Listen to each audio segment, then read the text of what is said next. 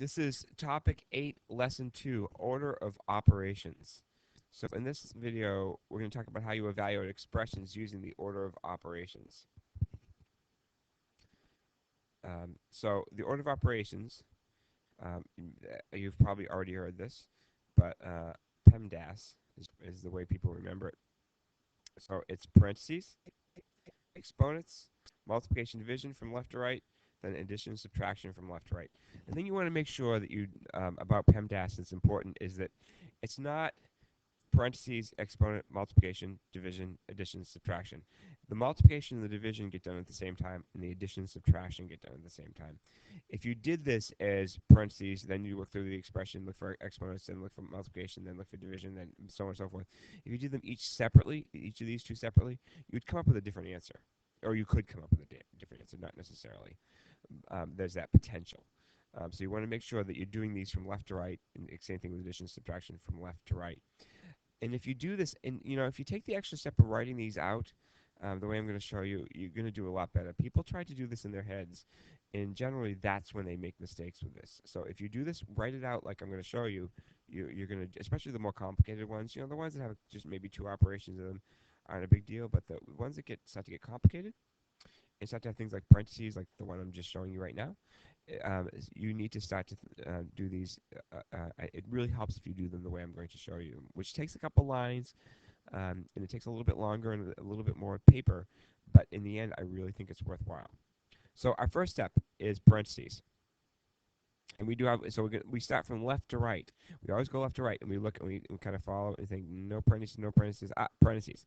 So I have to do what's in parentheses first. So 4 minus 2 is 2. What I'm going to do is I'm going to write a 2 here.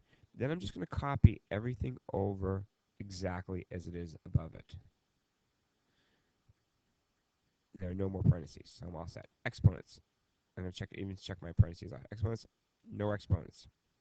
Now I'm going to do multiplication division from left to right. So I'm going to come around here. First operation is multiplication step, so I'm going to do that first. This would be 18 plus 2. There's no division, and then I'm going to add, and I get 20.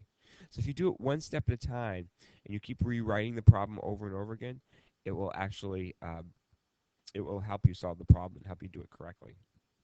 Check that. Check that.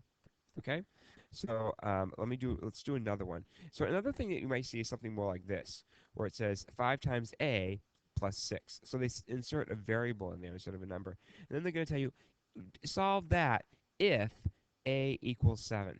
So what you have to do with that is you have to start by rewriting it.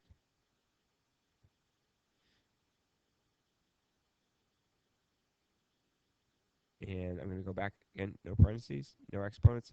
We start with multiplication division. This one actually starts the same way. 35 plus 6, and that would be 41.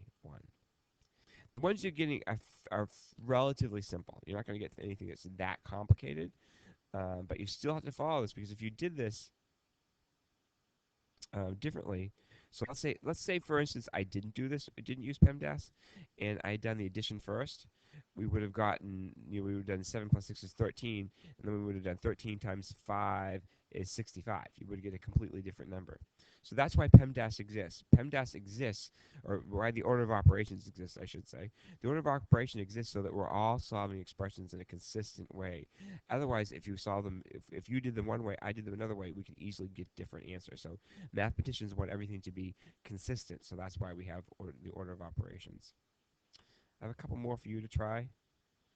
Why don't you try these two? Here, while you're trying them, I'm going to write this up.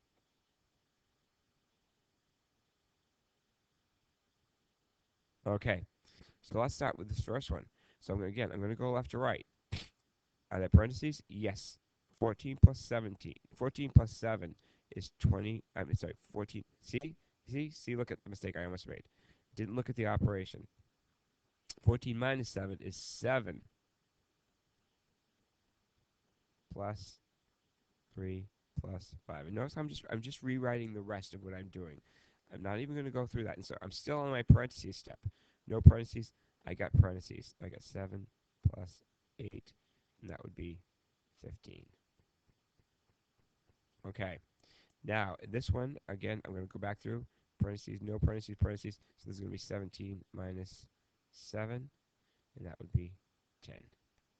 And that's how you solve order of operations. It's really important that you do this in the right order, else you're going to get the right. There's a really good chance you could get something wrong. There is. I'm going to tell you though that you can do these in different orders and still get the same answer. It's not like this is. It's not like that's not possible.